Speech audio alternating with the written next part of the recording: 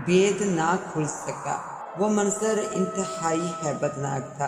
Bed पर एक सांप फन फैलाए बैठा था और रुबीना को घूर रहा था। वो खौफ से सुनसी हो गई। एक पुर असरार सांप का किस्सा। क्या वो वाकई सांप था? ये 1970 का वाक़या है और मुझे मेरी खाला ने सुनाया था। खाला की उन दिनों नई नई शादी हुई थी कि उनके ब्रेस्ट में एक गिल्टी नमूदार हो गई थी। इसी गिल्टी को ऑपरेट करवाने के लिए वो अस्पताल में दाखिल हुई थी, जहां उनकी मुलाकात इस खतून से हुई थी जिसके साथ ये वाक़या पेश आया था। वो खतून अस्पताल में दाखिल थी। वो खतून मेरी खाला की पुरानी शनासा थी और वो भी अस्पताल में दाखिल थी। रुबीना के शोहर फौज में थे और इसी नौकरी के बाइस आए दिन इनके तबादले होते रहते थे और रुबीना हर घड़ी तैयार रहती। मुल्क के मुख्तलिफ शहरों से होती हुई बिल आखिर कराची पहुंची। कराची में इसका मेका था। इसकी वालदा की रिहाइश नाज़िमाबाद में थी, जबकि इन्हें फौज की तरफ से मलीर कैंट में घर मिला था।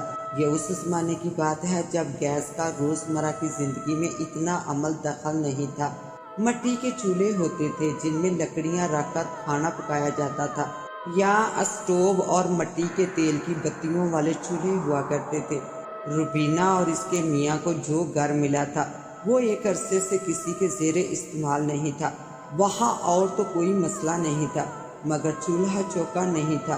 खाने पकाने की यूं तो कोई ख़ास परेशानी नहीं थी कि खाना मेस से मिल जाता था, मगर किसी आए गे के लिए चाय वाय या किसी दूसरी ज़रूरत के तहत, मसलन पानी वगैरह गर्म करने के लिए चूल्हे की ज़रूरत तो बहरहाल थी।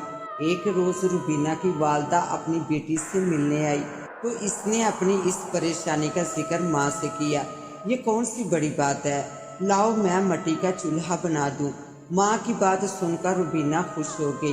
किचन में जिस जगह को इन्होंने चूल्हे के लिए मुंतखब किया था वहाँ एक सुराख था, जैसा कि सांपों के बिल होते हैं, मगर वो सुराख खासा बड़ा था। इन लोगों ने इस सुराख पर ज्यादा तवज्जो नहीं दी और बाहर से पत्थर मंगवाकर इस सुराख को भर दिया।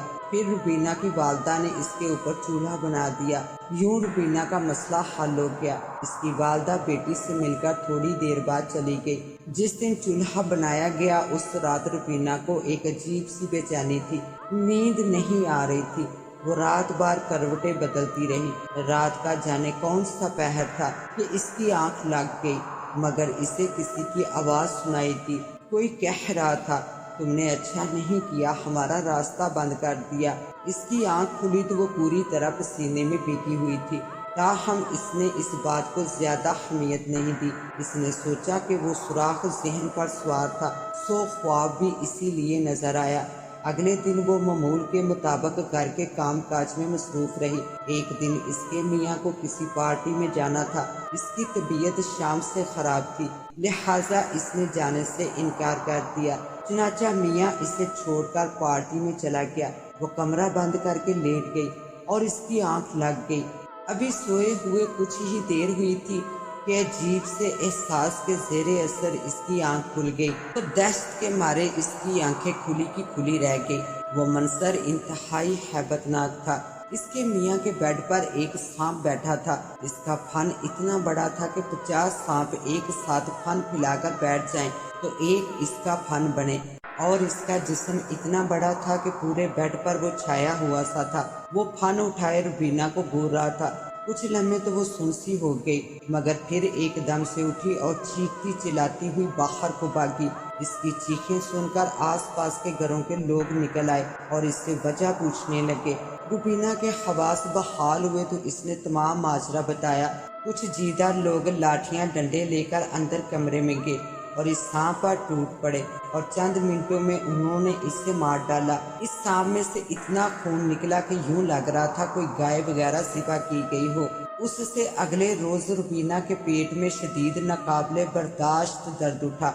इसे ऐसा लग रहा था जैसे कोई चीज इसके पेट में घूम रही हो, इधर से उधर जा रही हो। वो इस दर्द और तकलीफ से तड़पने लगी। इसे फौरन अस्पताल ले जाया गया और डॉक्टर ने इसे दवा दी, मगर इसे किसी तरह चैन नहीं मिल रहा था। इस जमाने में टेक्नोलॉजी इतनी एडवांस नहीं हुई थी डॉक्टरों ने ऑपरेशन तजवीज़ कर दिया। डॉक्टरों के मुताबिक ये बामुश्किल आधे घंटे का ऑपरेशन था। जब दवाओं से कुछ अफाका ना हुआ तो वो ऑपरेशन के सिलसिले में ही अस्पताल में दाखिल थी, जहां इसका खाला से मिलना हुआ था। फिर खाला की मौजूदगी में ही रुबीना का ऑपरेशन का दिन आ गया। इसे ऑपरेशन थिएटर ले जाया गया। वो ऑपरेशन जो डॉक्टरों के मुताबिक आधा पौना घंटे का था, वो 6 घंटों पर मुहीत हो गया। बकौल डॉक्टर्स के पता नहीं वो रुबीना के पेट में स्याह रंग की क्या चीज़ थी जो पूरे पेट में गर्दिश कर रही थी और इतनी फुर्तीली थी कि डॉक्टर्स की पूरी टीम मुसलसल कोशिश के बावजूद इसे पकड़ ही ना सकी।